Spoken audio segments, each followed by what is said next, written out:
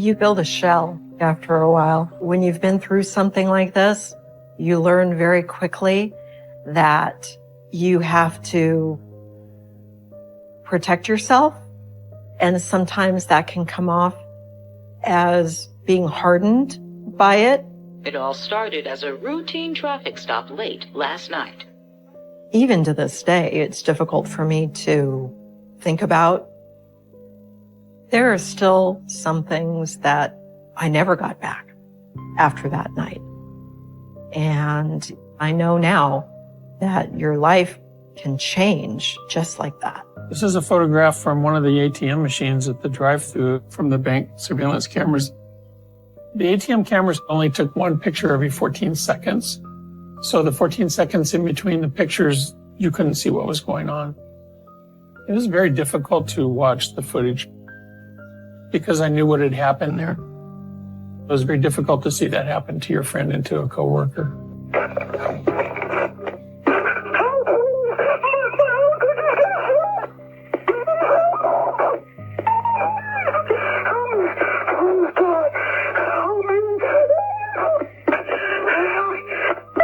Very difficult to listen to.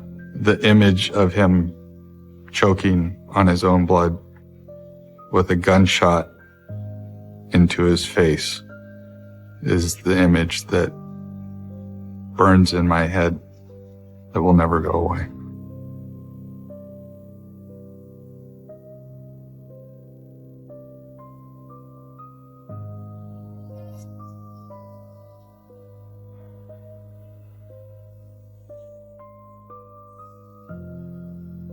Every time I saw Martin in his uniform, it made me smile because he was just so handsome in it.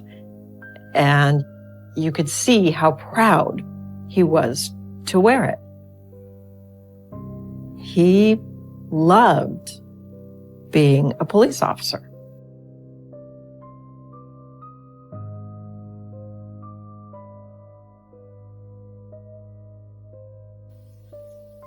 Hello? On December 27th, Hey, sweetie.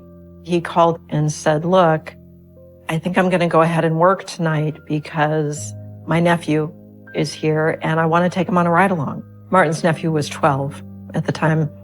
Martin knew that there were a lot of temptations for kids, especially those entering their teen years. And he just wanted to make sure that his nephew was clear about what was right and what was wrong. And that was exactly what he said to me. And he said, I just wanted to give you a call and tell you that I love you. I'll give you a call a little later. And that was the last time that I spoke with Martin. Even though it's been 26 years, the anxiety is still there. The thoughts are still there. Sometimes the nightmares are still there.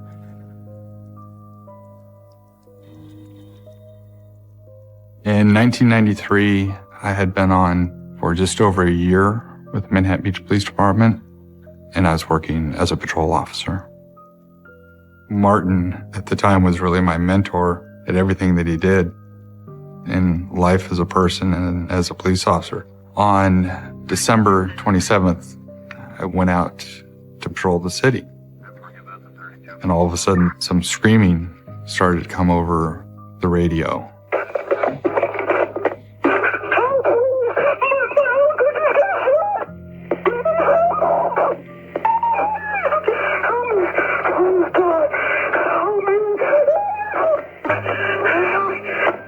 I didn't understand that at the time. All I heard was screaming on the radio. Very difficult to listen to, but it brings back other emotions. More emotions of anger than sadness, because I know what the rest of what occurs after that.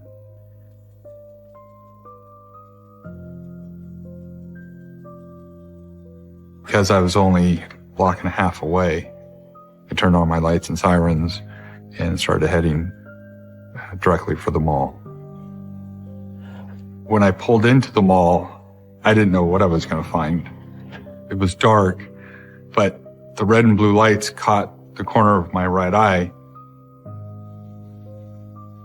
And and I looked to my right and I saw a police car with its overhead lights on. I could see that it was Martin's car, and he was laying down behind his car. Like, oh my God, what has happened? I ran up to him. He was laying face down in a pool of blood. I got an officer down. I repeat, an officer down. Basically unable to breathe because he was just sucking in blood. It was very hard to believe what I was seeing. I turned Martin over and his face was unrecognizable. He had a bullet hole in his cheek. I had no idea at that point whether Martin would live or die. I knew it was bad. To see Martin in that situation, it was something that I'd never thought I would see in my life. The pain that I saw, that's the hardest part to talk about, to describe. I wish I would have told him that I was there for him, because I don't know if he knew if anybody was there for him. I just only hope he felt me holding him, but I don't know.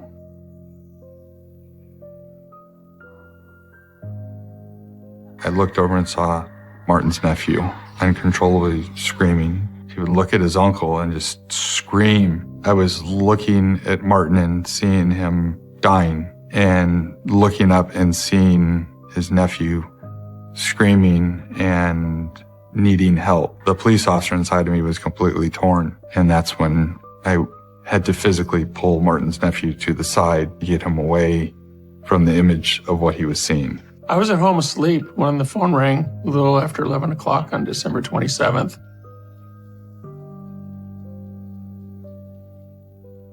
It was one of our civilian employees calling me and told me that there had been a shooting and that Martin Ganz had been shot. So my question to him was, is he okay? And he says, it doesn't look too good. Martin and I were friends, and my heart kind of sunk down. I was just praying that he would survive the shooting. But then, I got to focus in on what do I have to do to go find that guy that did this. As a detective sergeant, it was my responsibility to go to the scene to start the investigation. And so I quickly got dressed and I went out to the scene at the Manhattan Village Mall.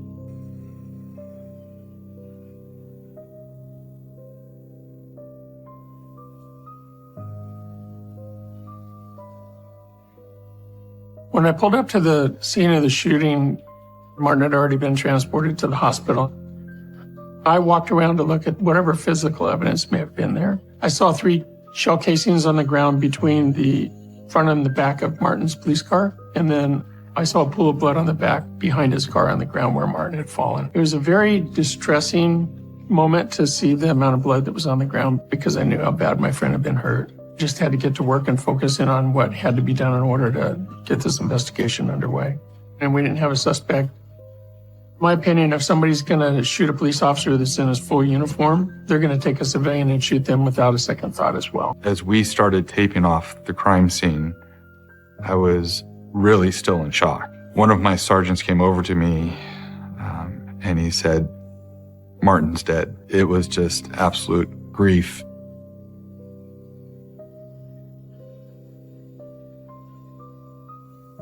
The image of him choking on his own blood with a gunshot into his face is the image that burns in my head that will never go away. That just made an unrealistic scenario to a 23-year-old officer with not much life or patrol experience. It really stunned me. That's when it hit me that things were never going to be the same for me.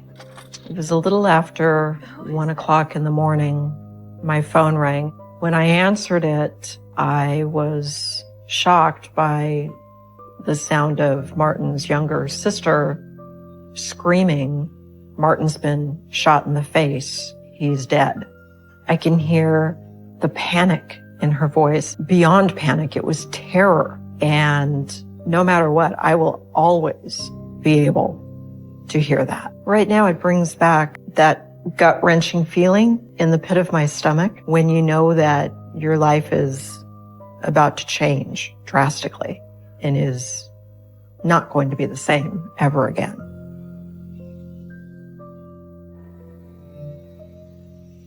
I kept insisting, please, please take me to the hospital. I need to be with him. This officer literally put his hands on my shoulders and gently pushed me onto a chair and then got down on his knees so that he was looking me in the eyes and said, Pam, he's not Martin anymore.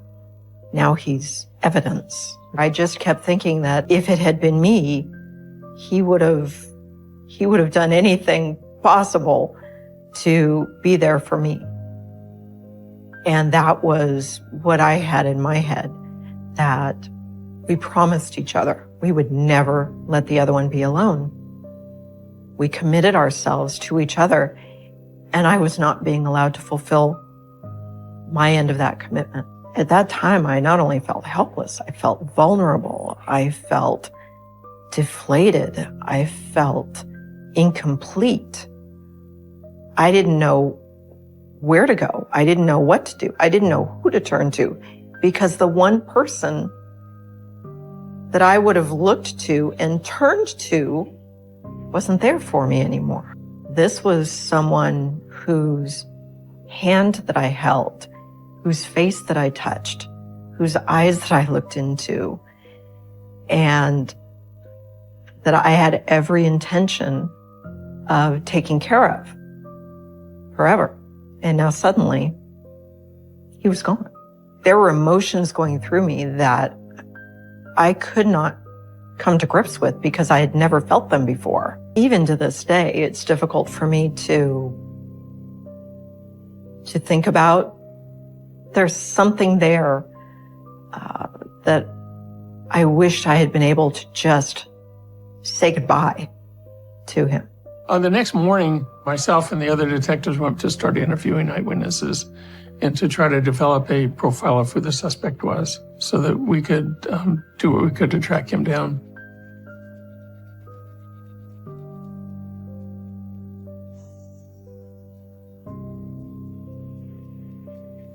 Listen, you got to tell me everything you saw. As a result of what happened that night, Martin's nephew was very afraid that the suspect was going to track him down and kill him as well for being a witness to what occurred that night. What if he finds me? He is not going to find you. I promise. He was very cautious about talking about some of it because of his fears, but we were able to get the answers to the questions that we had.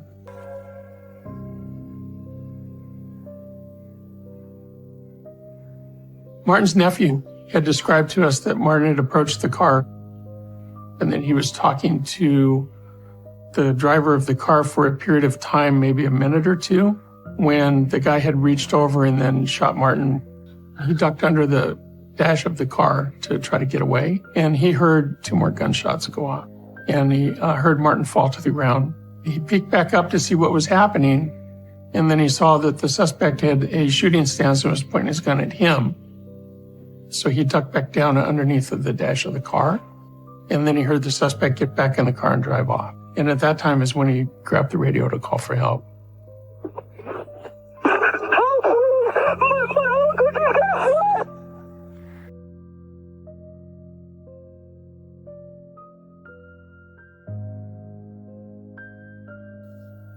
The sheriff's department had a forensic artist come down and create a sketch of the suspect. The nephew of Martin Ganz did a good job of describing to the forensic artist what he saw that allowed her to create this sketch. We just knew it was a male Asian, probably in his mid-20s, with short, dark hair. So that gave us an idea what the guy looked like.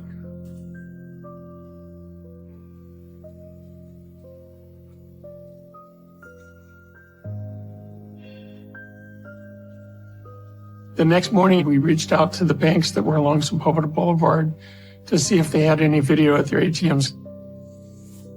And we found that they did have ATM cameras that were working. This is a photograph from one of the ATM machines at the drive-thru at the bank where Martin Ganz was shot and killed. Although it shows a picture of the car, shows a picture of Martin on the ground, it did not show a picture of the suspect approaching him or shooting him. The ATM cameras only took 1 picture every 14 seconds. So the 14 seconds in between the pictures, you couldn't see what was going on. It was very difficult to watch the footage from the ATM cameras because I knew what had happened there.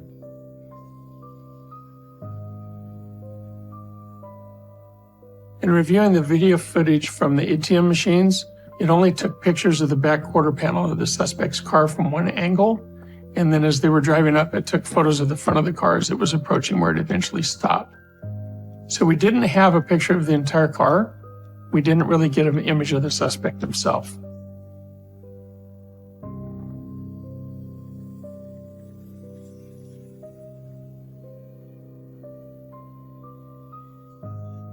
It was very challenging, to say the least. It was almost like trying to find a needle in a haystack and not even knowing what the needle looked like to find it. I think that I was numb at that point. I didn't think that I had any more tears left in me. I had no idea what I was going to see.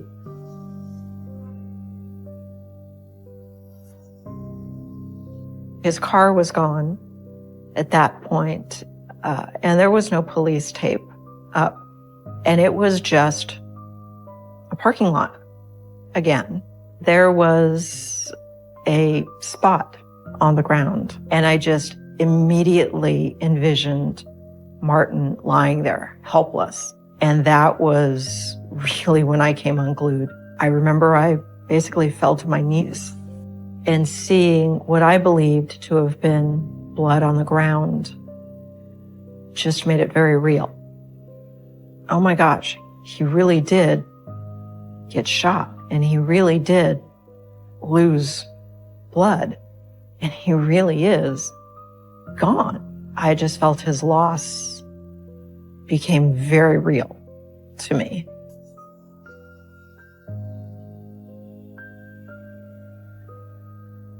Martin and I had been engaged for 18 days when he was killed. Here I am in a church, and instead of celebrating my wedding day in a church with him, instead I'm looking at his flag-draped casket and not understanding how it could possibly be that I will never see him again. When it was just me standing next to his casket, holding a rose, it felt like that night, just a couple of weeks earlier when he proposed to me. And even though there were all kinds of people in the room, it was just he and I. Martin Ganz is the first Manhattan Beach officer to be killed in the line of duty. His fellow officers saluted their fallen brother with tears in their eyes. Helicopters flew over the ceremony in formation. But perhaps the most emotional moment was when they handed Ganz's hat to his nephew. Children were always special to the fallen officer. Yeah, it's hard to watch. Takes me back to 1993. Being sad, crying that day, crying now, and getting angry again. I wish it never had happened.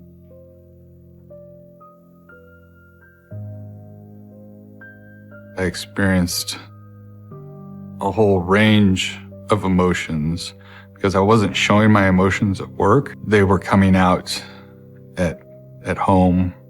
At the time, I was a 23-year-old cop who, in those days, you're told to suck it up and move on. Nobody ever physically told me that, but that's just the way it was then. And I went to see the psychologist.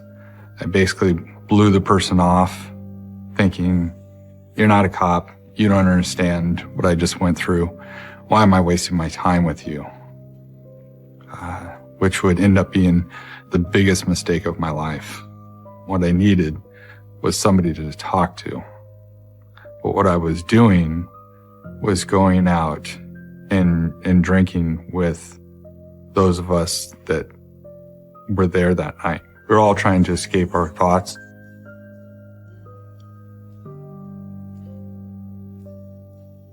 All of us had anger in this person that killed our friend. All of us had sadness that he's gone. All of us wanted revenge.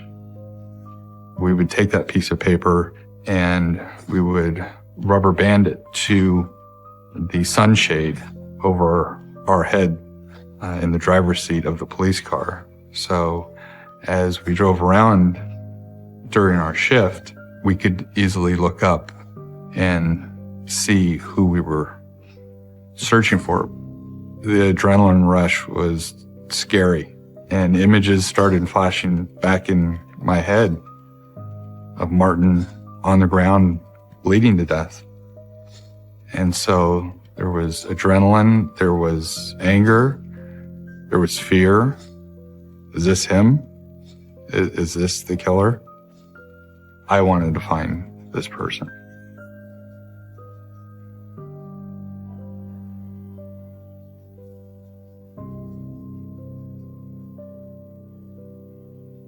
According to eyewitnesses, the suspect was an Asian male in his late 20s. This sketch has been distributed to law enforcement agencies across the state. Certainly a crime like this, of having a police officer killed in Manhattan Beach, was a really big deal. And the public wanted to help solve this case probably as much as we did. That was demonstrated by, the calls that we got to the police station.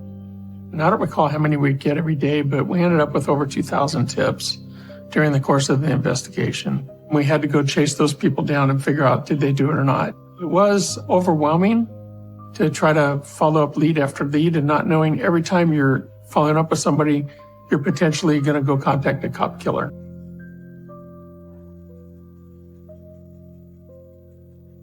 My preliminary thought was that somebody, the very first time they commit a crime, is not going to shoot and kill a police officer. The first thing that you would look to would be for violent felons. People have shown a propensity to violence in the past. There was about 4 or 5 people that we set off to the side to look at in further depth. One of the tips received on the tip line was about a guy named Roger Brady, and they described him as being an Asian male in his mid-20s with a resemblance to the composite. And our investigation showed that he had a prior record of doing bank robberies. So we assigned a couple of investigators to investigate that particular clue. And they went up and eventually did some surveillance of him, followed him around for a little while.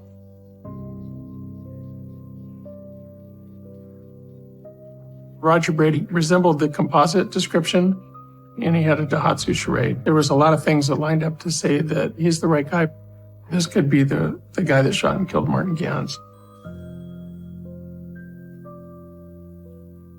What exactly are you looking for? So the police department went over there and put up a surveillance on Roger Brady's house and ended up talking to him and doing a search of his house. Mr. Brady, where exactly were you at 11 p.m. on the night of December 27th? He did allow them to search his bedroom and his common areas. Just here watching TV. Didn't see anything out of the ordinary as far as his behavior was concerned, and investigators could not come up with any conclusive evidence one way or the other to either implicate him or to exonerate him.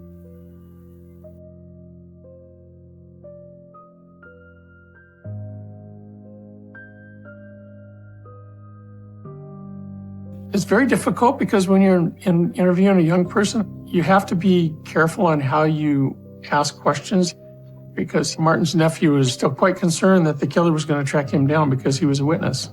And that's a real concern of his that he had, and he was quite frightened as a result of it. Listen, I'm going to show you a few photos. I want you to let me know if any of these guys look like the guy you saw that night. Okay? Unfortunately, at that meeting, we were not able to get a definitive identification of Roger Brady. It's pretty frustrating not to have some solid leads to look at and to know where you're going as far as down your investigative path.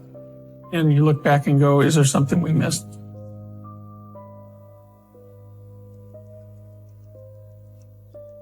I was frustrated by that point that we hadn't found this person yet, and that I was afraid someone else would be killed by this monster. On a personal level, I just wanted him caught either way, dead or alive. I felt that when the time came, no matter how it went down, I knew it was going to be violent. For a man to point blank shoot a police officer and then execute him, to me, was somebody that was not going to be easy to arrest. This person was going to go down in flames. Why did you use the word execute? Because Martin was executed. He tried to flee for cover, but the suspect followed him, stood over Martin, and executed him at point-blank range. As a friend of Martin and as a police officer, it makes me feel angry. This picture was taken after we had been dating maybe about 3 months. And I mean, we were both just so happy. And there are some photos, and most of the memories are just tucked away in my heart. When Martin first walked into my life, he came into my work and we started talking, and there was just something about him. I didn't know exactly what it was, but there was just something about him, and I knew that I never wanted to forget his name. So after he left, I wrote his name down on a small Post-it, and I put that Post-it in my drawer, and I still have it. And I always will. I'll never get rid of that. I will always keep that.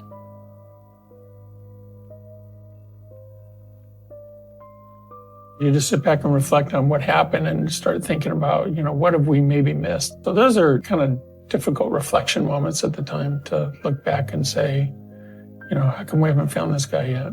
Detective Leaf.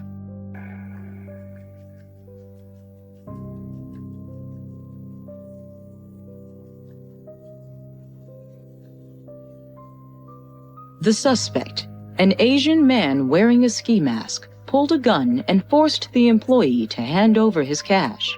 He had a Daihatsu Charade. He had a .380 pistol that was recovered, and he was an Asian guy in his 20s. He then shot a woman who had just purchased some milk on the way home for her daughter. There was a lot of indicators that he may be our suspect.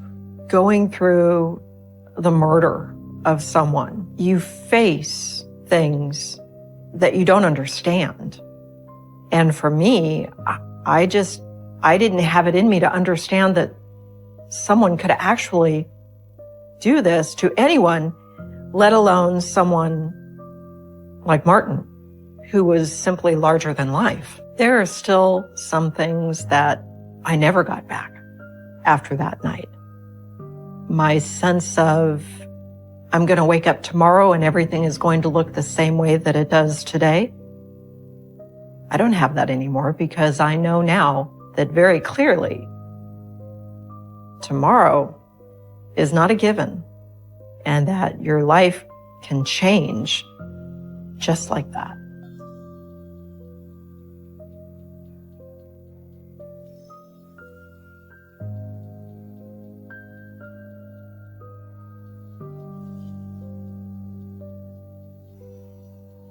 We got a phone call that Roger Brady had been arrested up there for a supermarket robbery where he had shot and killed somebody with a .380 pistol. We went up to Oregon to follow up on our investigation, brought our forensics firearms expert up with us to test the gun that was recovered up there. Those shell casings from that gun definitively matched the shell casings that were at our murder site.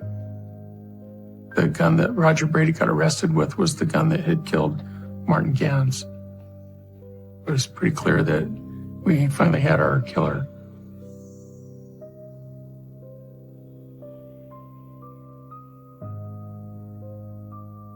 Knowing that we had investigated Roger Brady back before he committed his other crime up in Oregon was a bit frustrating for everybody involved, including the investigators that talked to him the first time, because there just wasn't enough indicators there to make an arrest. It was a relief that we had found him finally, but it was also a very tragic way of it occurring. It was very heartbreaking that he had continued on his crime spree, and he had killed one person and tried to kill another person before he was brought to justice on our case.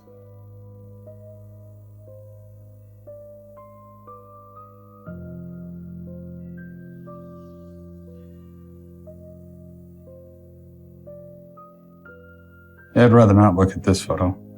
There's nothing good to say about it. It's just an empty soul that knows no love, knows no feelings. It's not a picture I want to see. My impressions of Brady is just an empty, cold-hearted killer. That's it.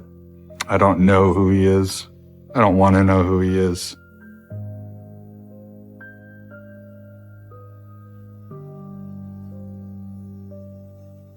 I think about Martin often when I look at my sons, and I think, what would Martin do in this situation? Because he would have been a far better dad than I could ever be. I really wish I could have seen him as a father.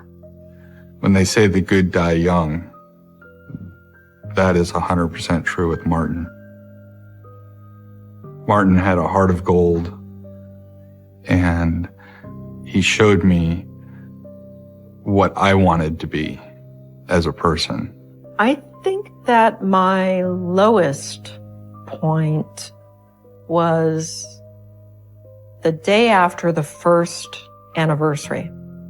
People kept telling me that just let a year go by. Just after a year, it'll be different.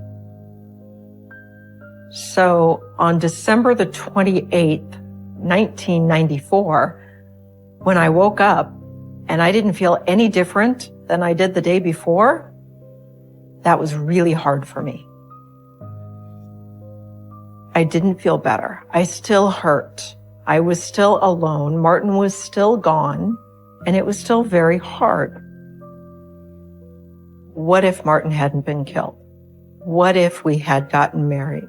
Would we have 3 kids? What would they look like? Of course I think about those things. But what I don't do is dwell on those things.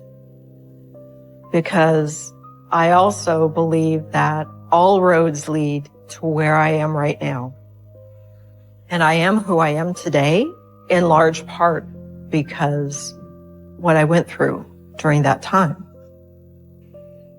It all started as a routine traffic stop late last night. Through the years, my feelings of being in that parking lot have morphed into something different. At first, it was a bit difficult because I knew that he spent his last living moments there. Now it's almost cathartic for me because I know that he was there. There are several memorials to Martin throughout the city of Manhattan Beach. There is one specifically at the location where it happened, and that's the one that every year at 11:05 on December 27th, every year since it's happened, I'm there just because I feel that that's where I need to be. This last year, there were probably 70 police officers that showed up to show support for Martin's memory. And I remember looking out at the crowd of officers and thinking, some of these officers were not even born in 1993, and yet here they are.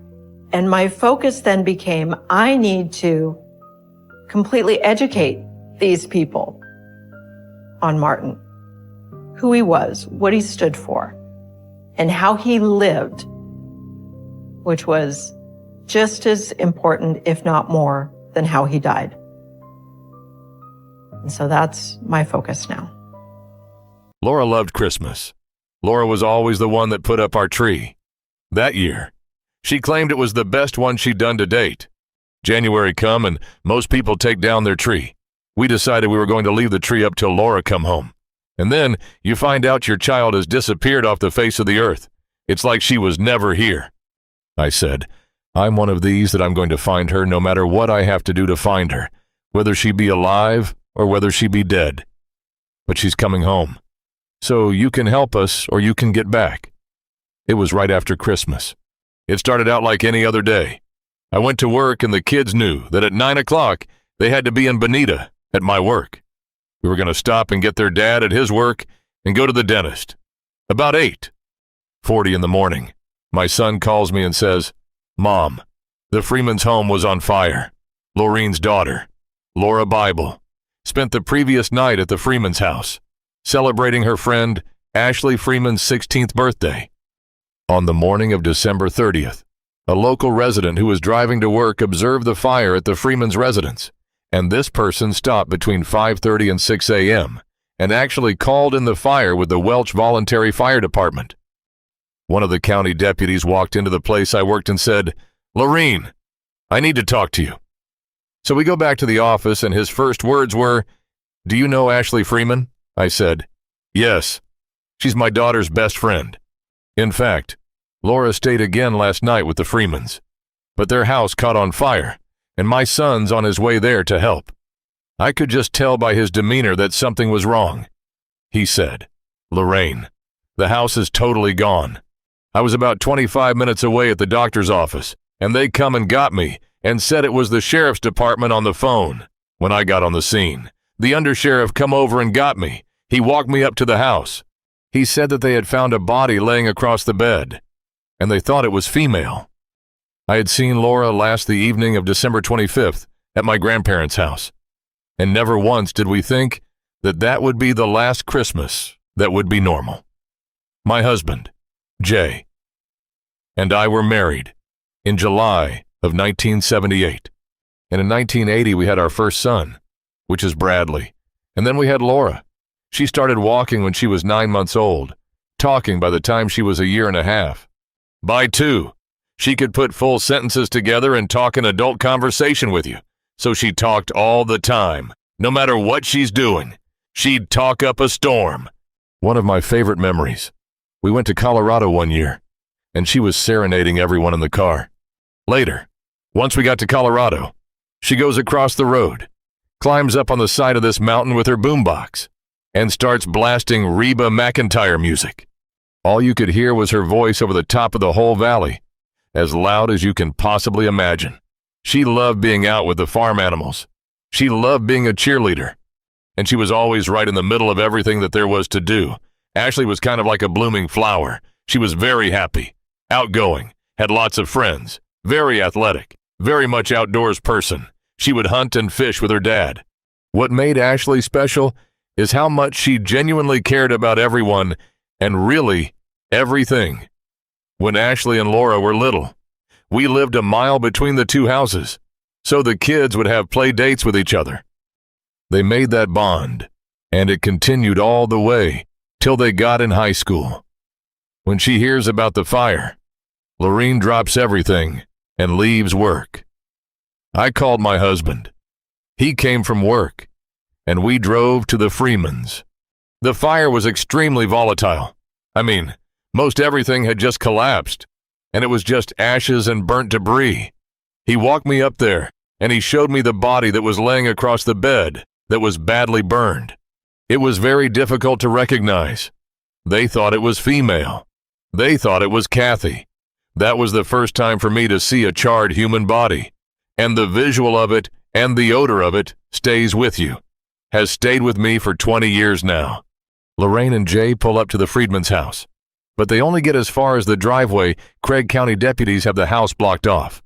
The next 10 hours was standing 1,000 yards down the Freeman's driveway, not being allowed to go up.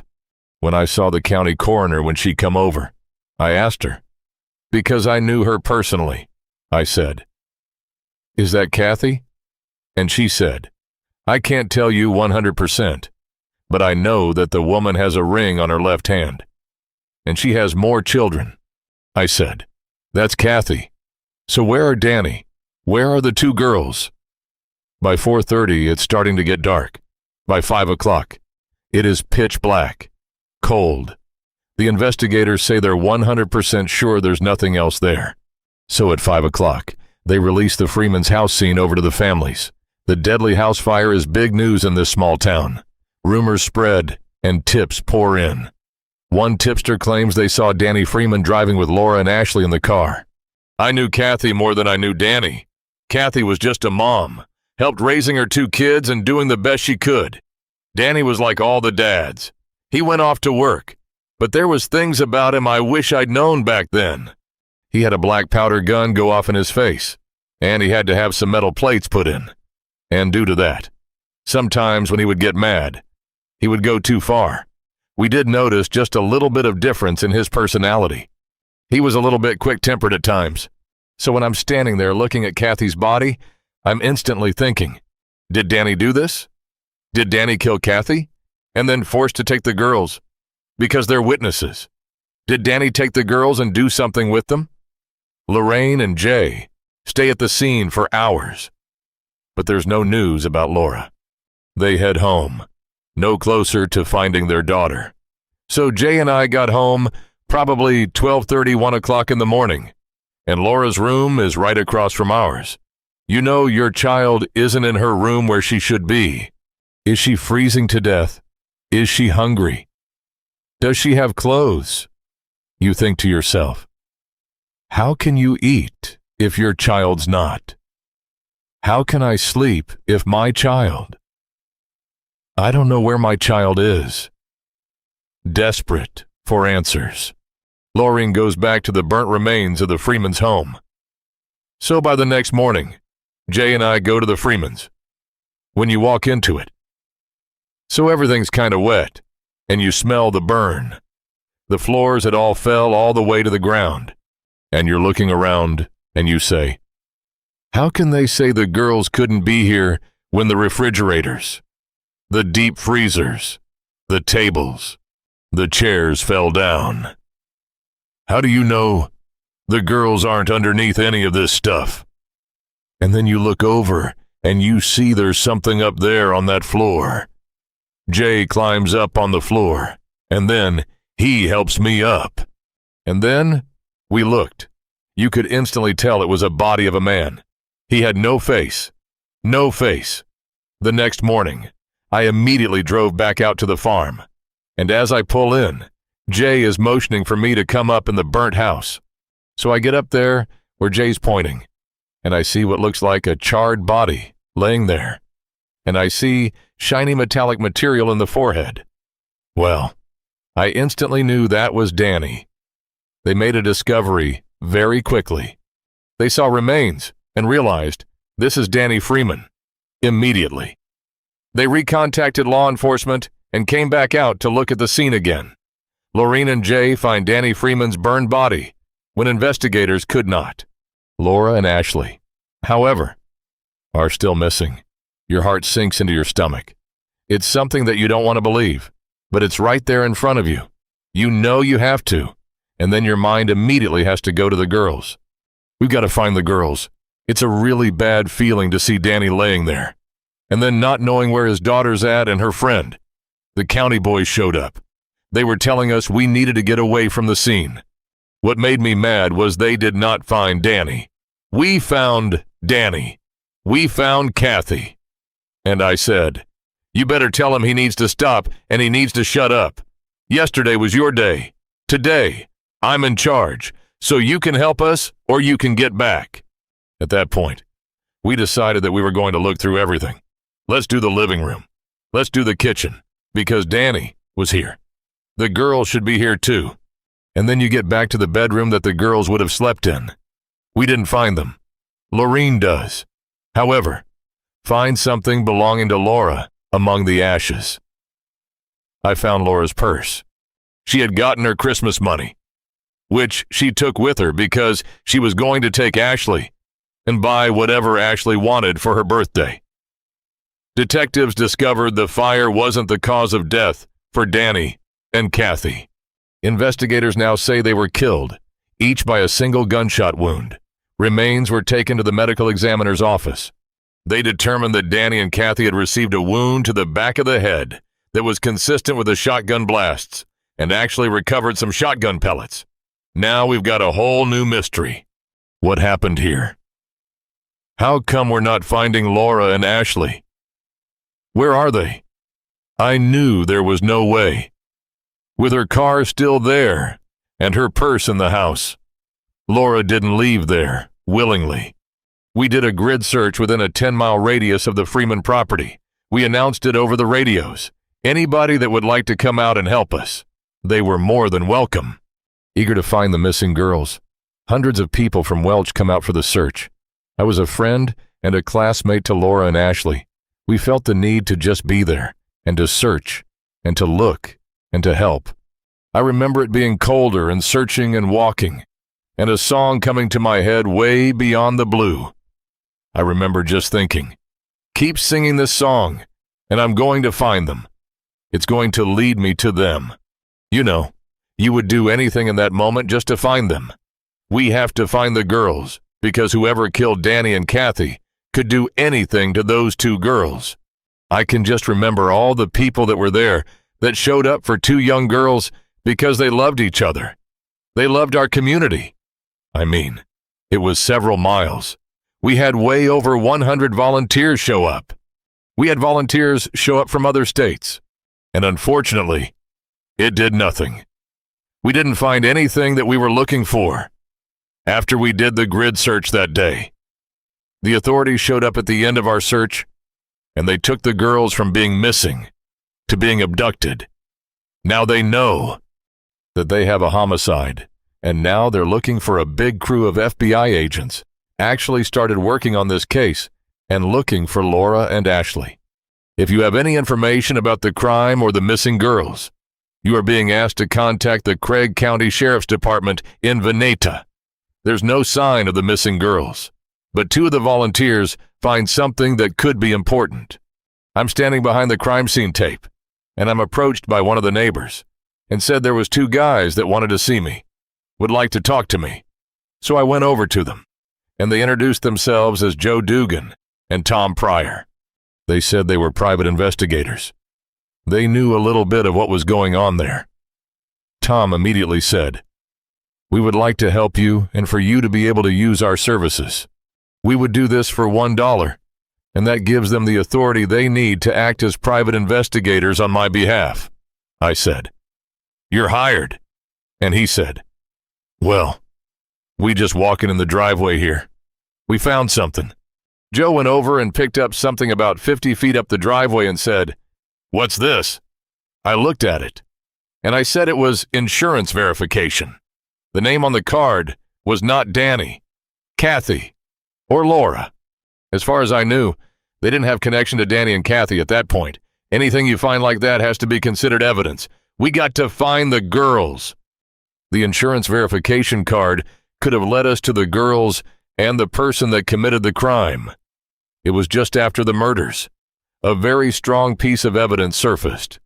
An insurance card was found at the scene. They asked me if I knew the name that was on the card, and I told them, no. I did not recognize that at all. The owner of the vehicle lived in Chitoba. They interviewed her on January 3rd, and she said, "I don't know why my insurance card was found at the scene." The woman tells investigators she's not the only person who uses that car. Her boyfriend, Phil Welch, drives it too. The private investigators take the card to the authorities. Joe presented the insurance verification card to the agent. His comment was, "What the hell makes you think that insurance verification card has anything to do with this investigation?" And Tom Pryor says, "What the hell makes you think that it doesn't?" He just turned and walked away, adding to the difficulty of the investigation. A conflict between the Freeman family and the sheriff's office leads some to believe that detectives might drag their feet in solving the case. This case has always been front and center with me. I've been a reporter for probably 25 years. The worst kept secret in Craig County was that the Freemans and the Craig County sheriffs were at odds. Everyone knew it. Ashley had an older brother named Shane. Shane was almost 2 years older than Ashley. He was burglarizing area houses, and he was running from the law. He was running from everyone. He was spotted in the northwest corner of Craig County by a sheriff's deputy. He told Shane to get out of his truck. Shane did get out of the truck. The deputy ordered Shane to the ground 3 times on the loudspeaker. Shane never did go to the ground. Shane made an inappropriate movement. and the deputy shot, and Shane was killed. Danny was obviously very grief-stricken. He lost his son. There was a lot of bad blood between the sheriff's department and the Freeman family.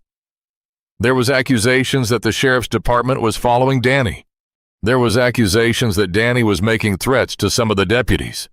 There was always that in the background, that it was related to the sheriff's office.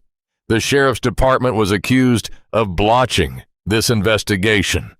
Lorene Bible, meanwhile, is determined to find Laura and Ashley. I'm going to find her no matter what I have to do to find her. We just couldn't sit still and do nothing. We made some posters that could go on the back of semis. Lorene and I drove hundreds of thousands of miles, putting their faces on every window that we could put them on. This is what we want to do. We want to bring the community, anybody, anywhere together. We're going to do a chili stew, have people bring in items for auction, and we're going to do a fundraiser. The community rallied around these two families. These small communities raised $50,000 for a reward for locating the girls. It amazed me the amount of people that did come out, and you can't repay that kind of kindness and dedication. People in Welch continue to support the Bible and Freeman families. At the same time, many believe that Danny Freeman's alleged illegal activity is at the root of the case. It was rumored that Danny grew marijuana, and he was a supplier. When I interviewed drug dealers, they said Danny grew the best pot in Northeast Oklahoma. The rumors that were happening was that Danny owed a drug debt, but didn't pay the money to the people that he was supposed to. So they had called collecting the money. It was probably a year after the girls disappeared. One of the informants that had come forward to the FBI, he had called Jaden and I, and he said he told them that we needed to go look over in the Miami area at the Mexican cartel. And I'm a mom, and I want to find my child, and I will do whatever it takes to find her. I sent word back through this person. I want to meet him, to tell him when he wants to see me, I'll be there. Then you get a phone call that states you want to meet Mr. So-and-so. You be here, be in this area at this time, and then you get your dots in a row, and you go, and you meet. I have a mother-in-law, Jay's mom, Dixie, scared to death for us. And she's like, what if they shoot you? And I said, well, if they start shooting at me, I must be close. Lorene met with the underbelly of society. She was fearless. She's remarkable. She's truly a remarkable woman. Lorene Bible vowed to do anything to find her daughter, even if it means meeting with a ranking member of a drug cartel. We go, and we go to the place that we're going to meet, and it's pitch black. You turn off your light, and you wait for this vehicle, and I get out of the car. He gets out of his truck, and you meet. He said, how do you know I'm not packing? I said, how do you know I'm not packing? And at that point, he said, was you not scared to talk to me? And I said, nope.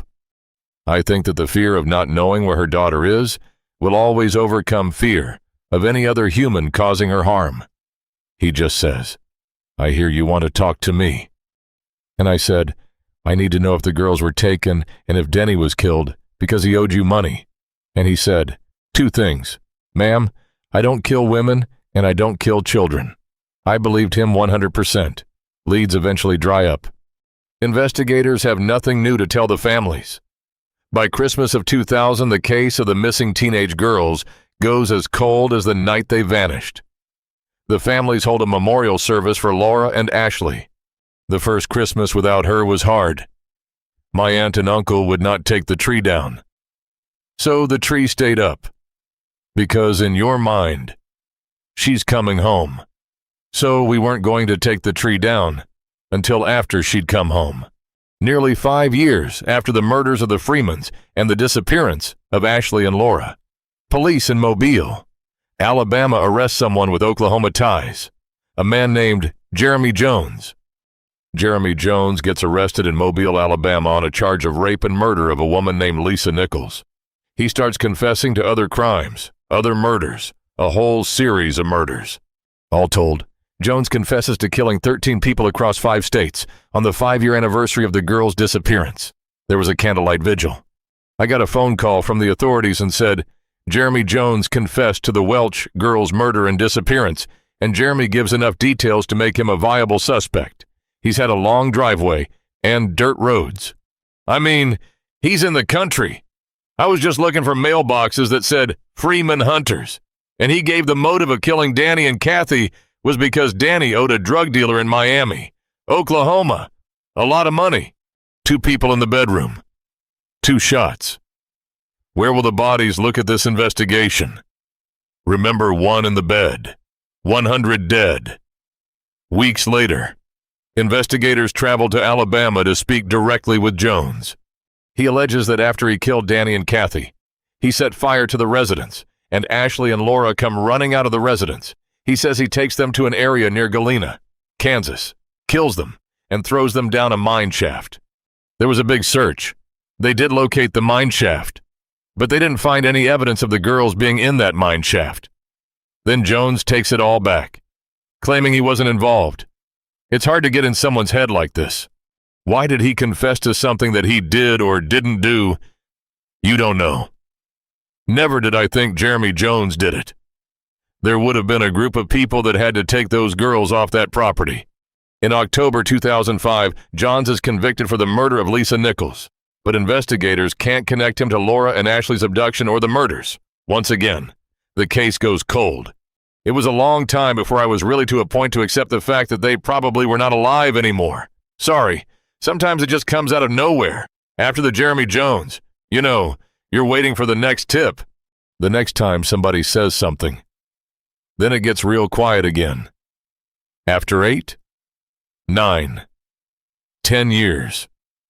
The tree was so heavy that it fell over and broke. At that point, I couldn't put up a trade because Laura was always the one that put up our trade. I knew the case had grown cold, so I contacted my boss and I said, I would love to look at this case. He said, yes. So in 2011, I actually start working, and the case file was so huge. I mean, I had to go back and read this thing 2 or 3 times. So many names and so much information. It's just mind-boggling. Surely, in all of this information, the suspect is in these reports somewhere. Somehow. The fact that we have 2 16-year-old girls missing and I have kids, it affects me personally. Determined to crack the case, Stancil wants justice for the missing girls and Kathy and Danny Freeman. In 2013, he joins forces with the Oklahoma Bureau of Investigation, hoping to thaw this ice-cold case. So me and Gary actually got together and decided that we were going to work the case together. We got approval on that. Stancil and Ferrari re-interview witnesses from the initial investigation, and one name comes up over and over. So there was an individual by the name of Phil Welch. Initially, when I started reading through that case file, there was a talk about an insurance card that was located at the scene. And so this insurance card had a female's name on it. She was interviewed early on, and she had talked about her boyfriend, which was Phil Welch, did know the Freemans, and he often drove her car. The case file shows that detectives had questioned Welch after that insurance card was found. Whenever they did talk to Phil Welch, he had brought up the name of David Pennington, talked about David being a friend of his, talked about David cooking meth. David was a kingpin. And then Ronnie Busick's name's coming up. And these 3 ran together. They were from the Chautauqua area, and they were known to smoke meth. They were known to make meth. They were known to sell meth. There were some reports in regards to those people. There were individuals that had actually been interviewed that said these people were involved. For some reason, though, it seems no one followed up on those leads. There was so much information coming in at one time. One of the reports was done by FBI, and another one, I think, was done by KBI. And so I think they just got overlooked at the time. So we wanted to go back, and I wanted to interview those individuals that gave that information. But we couldn't find the people to re-interview to corroborate their statements. Investigators searched for connections between the alleged meth dealers and the murders and abductions. Maureen Bible. Meanwhile, Searches for Laura and Ashley. My niece Lisa had a friend say, "Hey, social media is up and running now. You guys need to have the website so that people can send you tips." So she helped my niece get the website up and running, and that's when we started getting tips. We received a tip from someone who knew someone, who heard something. We were told that there were pictures of the girls bound and gagged, Polaroids of them that had been taken, that they were being held against their will, and other things had happened. Rumor had it there was pictures of them, and this was done to them. You don't really focus on that part because if you do, then you'll stop to find out whether these pictures exist. Stancil tracks down one of David Pennington's ex-girlfriends, who was identified by the tipster. I get information about a woman who actually lived with David Pennington and found out where she lived and went to interview her. I said, "Do you ever hear them talk about anything about these missing girls?" And she said, "Yes. I overheard them talking about their involvement with the missing girls and that they actually insinuated that they had molested them.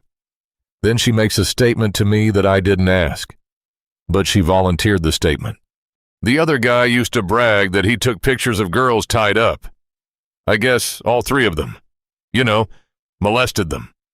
A few months later, I interviewed Phil Welch's second girlfriend at the time, and when we asked about details of these pictures, they were, without a doubt, believed that it was Laura and Ashley. They said that the girls in the pictures, they were bound. They were gagged. One of our witnesses was able to tell us that she saw a bedspread that she knew because she dated Phil. She was able to tell us then, without a doubt, that that was Phil's house where she saw the girls. So we start looking at the three of them. We find out that Phil Welch is already deceased. David Pennington is deceased. But Ronnie Busick, we found out that he was still alive. People told us that he was pure evil, that he was the devil. There was people that were just terrified of him. Most people, they say, "How do you get the courage to continue?" Go on. It's because I don't want to be a parent and not know where my child is. I have to do something every day. So I know, at least I'm looking. We started digging through the files, and we started seeing the names of Phil Welch, Ronnie Busick, David Pennington. Our other two suspects are deceased. We knew we needed to go talk to Ronnie Busick. Stancil and Ferrari head to a Kansas jail to interview Ronnie Busick, who's incarcerated on a separate charge. Busey might be their last hope of finally solving this case. Kind of just kept it casual at first. "Do you know a guy by the name of Phil Welch?" And then the more that we talked to him, then it was, "Yeah. I used to hang out with him. I used to cook meth with him.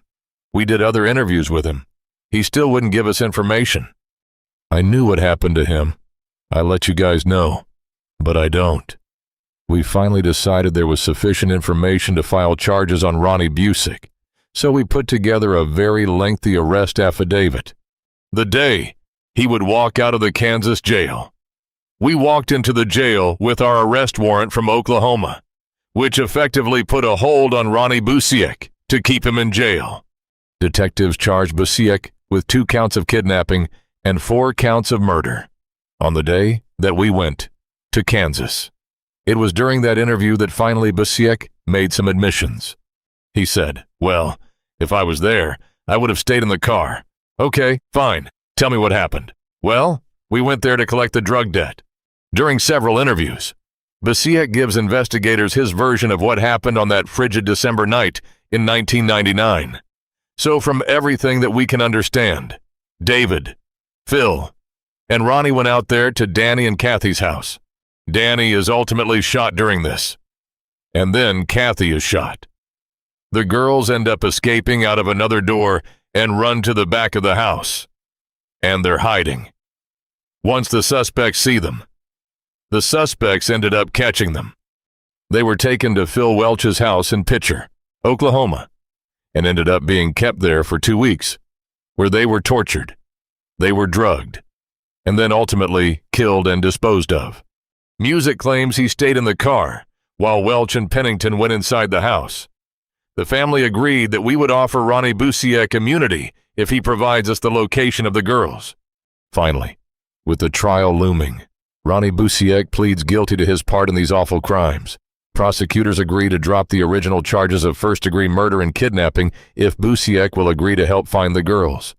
He's given us some places to go and check. He's told us, "You might check a root cellar." Took him out there. Okay, show us the area. We did a dig out there, and we didn't find anything.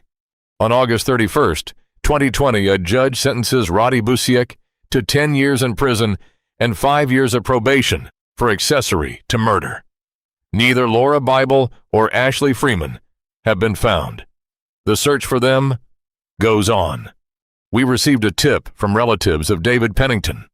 They remember there being some sort of cellar on the property that they were forbidden to go near, and we just felt like it was good information that needed to be checked out. We just really had hoped that there would be something there, and there just wasn't.